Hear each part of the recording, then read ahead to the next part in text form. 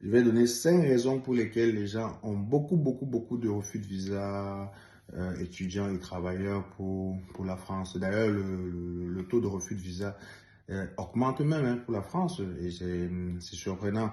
Je pense que ceux qui ont souvent l'habitude d'avoir des informations du bas et tout, c'est le moment de ça, de prendre les notes parce que les infos que moi je donne sont des infos fiables vu que je travaille avec un cabinet spécialisé sur les questions de droits étrangers et principalement sur les visas étudiants. Alors, c'est quoi ça? C'est mon constat, les 5 raisons que je vais évoquer. C'est voilà, c'est le résultat des indicateurs que j'ai depuis plusieurs années, que j'accompagne les étudiants dans les procédures pour la France. Je pense que le premier gros ndème, ce sont les, c'est le fait d'avoir des grands frères, des grandes sœurs qui sont en France depuis plus de 10 ans ou 15 ans. Ces grands frères et grandes sœurs-là sont des, je sais même pas comment, je sais pas comment on dit ça, les grands sabitous. C'est-à-dire qu'ils sont ici depuis un bon moment. Ils ont même oublié comment est-ce qu'ils ont fait leur propre procédure. Ils ne savent même plus s'ils sont passés par campus. Qu'est-ce qu'on leur a demandé, qu'est-ce qu'ils ont dit. Je dis pour la plupart, après tu peux avoir des exceptions. C'est des génies, non, on va faire comment? Pour la plupart, ils ne savent plus, mais ils prennent sur eux de gérer le dossier de leur petit frère ou de leur petite soeur qui ne n'ont rien. Parfois leurs amis qui ne n'ont rien. Donc, ils ont comme ça, entre deux grands ignorants, ils sont en train de monter un dossier et ils sont surpris que le résultat soit négatif. Et certains, parfois quand ce n'est même pas le grand frère ou la grande sœur qui est ici depuis un bon moment, c'est un étudiant qui vient de Go. Comme l'étudiant vient de partir, l'étudiant devient la référence. L'étudiant lui-même, il ne baisse pas la garde. Tu t'amuses, il devient même consultant maintenant. Voyage, il accompagne les gens dans les voyages. Lui-même il vient d'arriver, zéro expérience. Il est ici, il ne connaît même pas encore comment faire pour avoir sa carte bleue. Mais il est en train d'accompagner les gens sur comment venir en France. Lorsque vous ne vous rapprochez pas avec des professionnels et que vous suivez soit l'étudiant qui vient d'arriver, soit la personne qui est ici depuis 15 ans et qui n'est pas au fait des mises à jour, qui n'est pas au fait des différentes évolutions qu'il y a eu pendant 15 années, sachez que vous allez tout droit dans le ndem. La deuxième raison qui est, je pense, un gros cancer dans ces histoires de voyage, ce sont les fausses informations. Il y a les fausses informations d'ailleurs.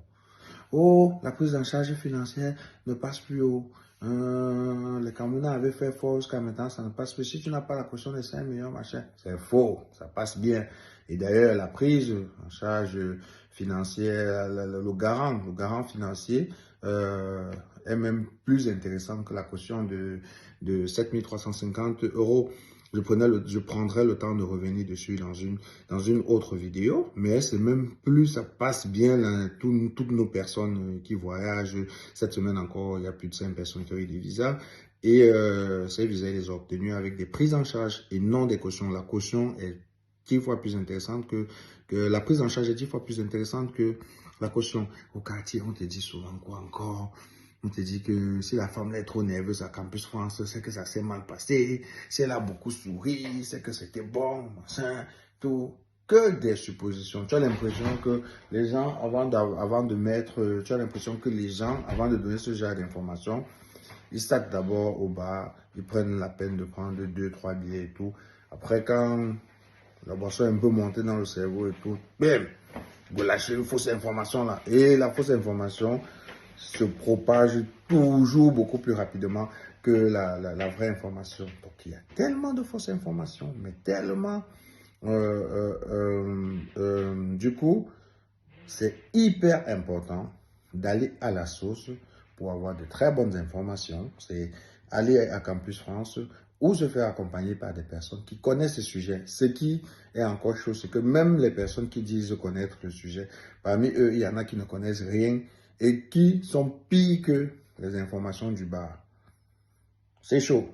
Troisième cause de ces refus qui sont de plus en plus, qui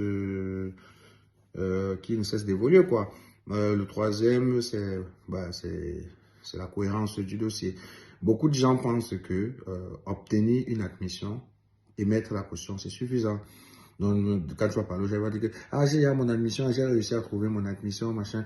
Déjà, quand c'est les admissions pour le privé, là, il faut savoir que le privé, pour la plupart, c'est des gens qui aiment l'argent, hein. Donc, l'admission qu'ils vous donnent, ils auraient pu donner à n'importe qui. Ils font le modèle que, oh, un entretien, machin, un entretien oral, après, c'est ok, c'est bon, vous pouvez payer l'attente. C'est le privé. Si tu veux être fier d'une admission que tu as eue, il faut être fier de l'admission que tu as eue dans le public parce que là, c'est sélectif. Encore, c'est pas l'admission, c'est pas la caution qui donne le visa, c'est la cohérence. Donc, est-ce que l'admission que tu as est cohérente avec le cursus professionnel, avec le cursus scolaire que tu as? Est-ce que c'est cohérent avec ce que tu fais aujourd'hui si tu es un travailleur? Et donc, est-ce que c'est cohérent avec le projet professionnel? Une autre chose que les gens ne savent pas, les écoles, beaucoup d'écoles privées sont blacklistées par Campus France parce que administrativement, tout n'est pas correct. Et du coup, lorsque tu as une admission d'une école blacklistée, tout de suite tu as un défavorable et tu as un refus de visa à la fin. Mais ce qui est dommage, c'est que Campus France ne met pas à disposition cette liste d'écoles blacklistées. Et ça, c'est vraiment, vraiment dommage parce que c'est une liste qui existe et beaucoup de gens ont déjà eu des refus de visa par rapport à des écoles, au choix des écoles. Parce qu'ils ont pris des avocats. À un moment donné, ils ont découvert que le problème, c'était le choix de l'école. Avant de continuer, mon petit, si tu es encore à ce niveau, si tu n'as pas encore zappé la vidéo, ça veut dire que tu la trouves intéressante. Et si tu ne partages pas ça à la fin, mon petit, c'est que tu es vilain. C'est que tu es vilain. Et si tu es une fille, c'est que tu es vilaine. Donc, partage. Mon petit, tu n'es pas le seul qui a besoin de nous ces informations. Si tu n'es pas le seul qui peut être intéressé par le sujet, et même si le sujet ne t'intéresse pas, sache qu'il y en a que ça intéresse. Donc, tu prends le petit bouton là, tu appuies dessus, ça go, tadak, terminé, voilà. Donc, je parlais de, qu'est-ce que je disais? Je disais que, voilà, il y a la cohérence du projet d'études, avec le projet professionnel, avec le programme qu'on a choisi. Et ça, beaucoup ne le savent pas. Ils disent que non, tu sais, j'ai déjà ma caution, mon père m'a mis un peu plus et tout, ton père met un peu plus et si c'est pas cohérent et tout, sache que c'est le NEM. Et donc, la quatrième raison, c'est l'entretien Campus France. C'est le chef bandit. C'est le chef bandit. La go de Campus France qui sourit là, elle va te mettre défavorable, frère. On leur apprend là-bas à sourire, à ne pas laisser lire leurs décisions sur leur visage. Donc, elles doivent être stoïques. Tu n'as pas besoin de lire sur son visage si c'est un favorable ou un défavorable. Elle ne va pas forcément être stoïque. Je vais dire, c'était pas le bon terme. C'est juste que elle n'a pas besoin de laisser transparaître son avis, en fait. Elle va être souriant. Ah oui, ça va. Non, vous inquiétez pas. Attendez 14 jours et après, vous recevrez l'API et ceci, c'est cela.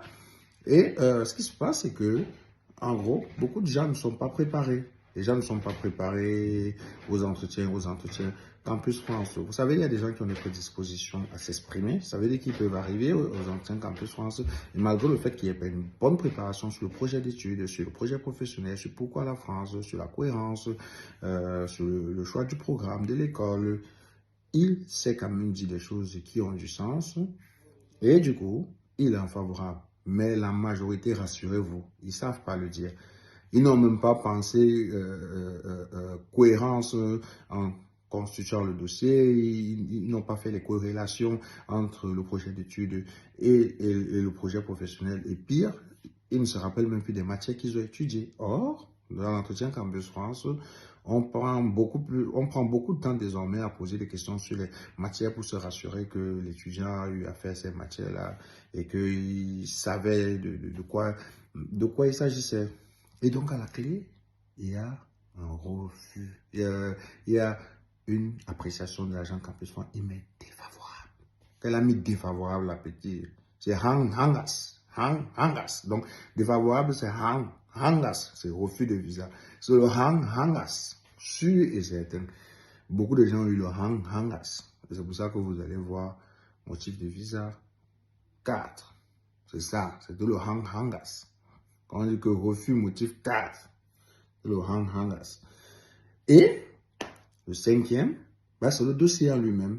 Beaucoup de gens ne constituent pas. Effectivement, quelqu'un peut avoir un dossier cohérent. Je veux dire, il a bien pensé son programme, la cohérence avec son cursus scolaire, avec le travail qu'il fait, avec son projet professionnel. Et derrière, le bon monsieur a fait des erreurs dans la constitution du dossier en lui-même. Vous allez souvent voir des refus de visa avec motif 5. Quelqu'un, par exemple, au lieu d'avoir un hébergement chez un particulier ou chez un professionnel comme ça se doit, il est parti souscrire, faire une souscription en ligne. Il y a tu as des plateformes en ligne qui disent de gérer ces choses-là. Dès qu'on voit ça dans l'ambassade, que, allez, oust, oustiti. Allez, on t'évacue et tout. Et voilà les quelques raisons qui me viennent comme ça, mais il y en a beaucoup, beaucoup. Finalement, le dossier, hein, c'est le dossier d'étudiant pour la France principalement, c'est un schéma, c'est comme une formule. Si tu connais le schéma, si tu connais la formule et que tu l'appliques à la lettre, tu as un dossier qui est complet, tu as un dossier qui est solide et tu as toutes les chances pour avoir pour avoir un visa. Voilà pourquoi c'est important. Sois accompagné par les professionnels comme nous. Parce que les professionnels, malheureusement, il y en a beaucoup qui prétendent être des professionnels. Il y a très peu qui connaissent ces questions-là. Il y a très peu qui connaissent ces sujets. Moi, c'est parce que j'ai la chance de travailler avec un cabinet, un cabinet spécialisé dans le droit des étrangers et principalement sur les visas étudiants. Et donc, faites-vous accompagner par des professionnels. Que vous soyez étudiant, que vous soyez travailleur. D'ailleurs, pour ceux qui me suivent au quotidien sur ma page perso Anicet Nemani, ils savent que j'ai fait voyager mes deux potes qui sont profs de maths, qui ont plus de 35 ans. Donc, quel que soit l'âge, 20 ans, 21 ans, 17 ans, 23 ans, 30 ans, 35 ans, 40, 45. J'ai même plus de personnes de 30 et 35 ans. Hein. En vrai, c'est plus des personnes qui ont plus de 30 ans avec lesquelles je travaille parce qu'eux, ils pensent souvent que c'est impossible. Alors que c'est même là où on est plus à l'aise. Il suffit d'avoir le bac et puis c'est faisable, quoi. Donc, voilà, n'hésitez pas à contacter les personnes qui connaissent le travail. C'est-à-dire, contactez-moi, Anicet Nemani. Vous allez regarder sur Facebook, vous pouvez follow le YouTube, sur Facebook aussi, je me fais appeler Docteur Voyage. Et donc, la structure qui gère tout ça, c'est Schoolayer. Schoolayer, comme ça l'indique. Par contre, je vais beaucoup insister sur ceux qui ont trouvé intéressant. Ben, partagez ça dans les groupes des étudiants. Sur Facebook, partagez ça dans les groupes d'étudiants sur WhatsApp, envoyez ça à quelqu'un qui est intéressé par la procédure. Même aux gens qui ne sont pas intéressés par la procédure, quand ils vont suivre, ils vont dire, j'aime même petit là, que je voulais aider. J'aime même petit que je voulais aider from là. Et il va aider le petit là. Donc voilà, c'était Anicet Nemani. Celui qui veut mon contact, c'est ça. Dans la description, c'est le 0033 755 17 44 64. Je prends beaucoup de temps à répondre parce que vous êtes nombreux. Mais je réponds. Je dis, mais je réponds. Peace.